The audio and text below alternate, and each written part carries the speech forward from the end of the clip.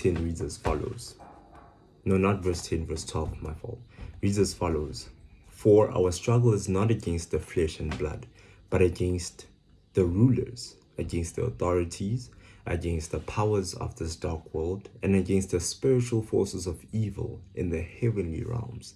So everything that we battle with, it's not carnal. You can't see it. The things that you battle with, whether it's interpersonal relationships, whether it's global relationships, these are events that are occurring in the spiritual realm, and we are only seeing what is manifesting through that. Let me speak on Daniel 10 verse 12, and then I'll illustrate that through a diagram, how this happens. Now, Daniel was having a vision. Daniel had prayed to see the future. He had a vision, or he had asked God to see the future, and the angel is now speaking to him.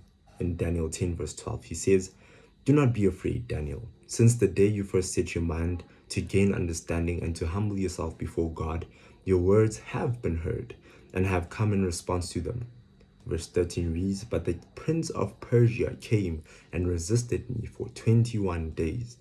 Then Michael, one of the chief princes, came to help me because I was detained there with the king of Persia.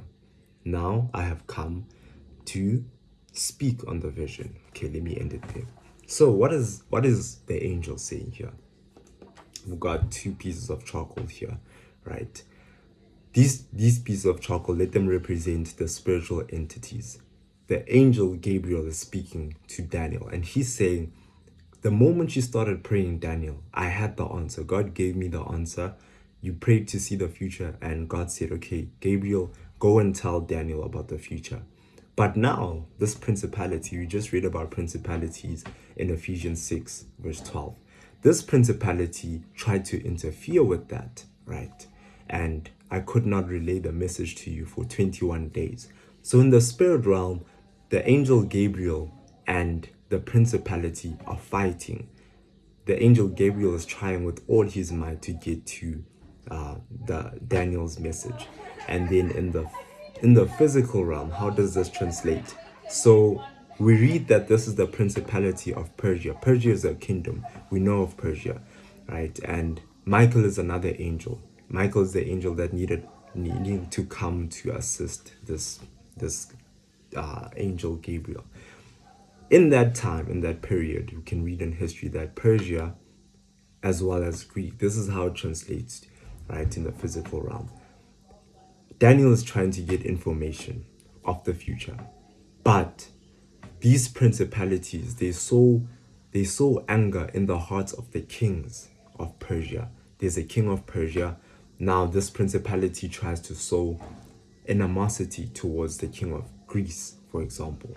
And these guys, these kings, they don't realize that there are principalities at work trying to interfere with the information that is going to be relayed to Daniel. So to them, they just hate Greeks. They just hate that kingdom of the Grecian Empire. But they don't understand that there's a principality inspiring that. So all the dark forces, they're working together, because remember, a kingdom cannot work against itself, otherwise the kingdom will not stand. So this is how the dark kingdom works. It inspires people to have animosity towards each other. And we see this in the current climate, in the current political climate, right? That there are so many nations that are at war with each other, and they fail to realize that there are principalities at work that are sowing discord amongst each other. You ask yourself, why is it that we are brothers by blood and we have such hatred towards each other? That is because there are forces at work trying to sow discord. Remember, our battle is not with the flesh.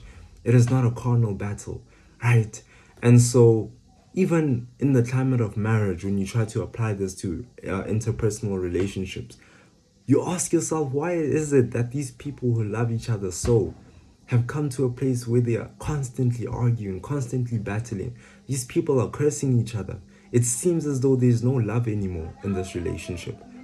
And because you fail to understand Umuntu, Ngomoya, Ngomoya, we don't acknowledge that there are spirits at play trying to sow that discord within that relationship. And so what do we do? Because we are stuck in this carnal state of mind, we are stuck in understanding that Umuntu, Ngumuntu, Ngomoya, that we only see the flesh, right?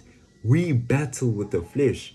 That's why that hatred is it's so strong, and we can't get loose from this bondage of this hatred, this bondage of anger amongst ourselves. And until we come to a place of realizing that, we will stay in this state of hatred amongst ourselves. So yeah, food for thought.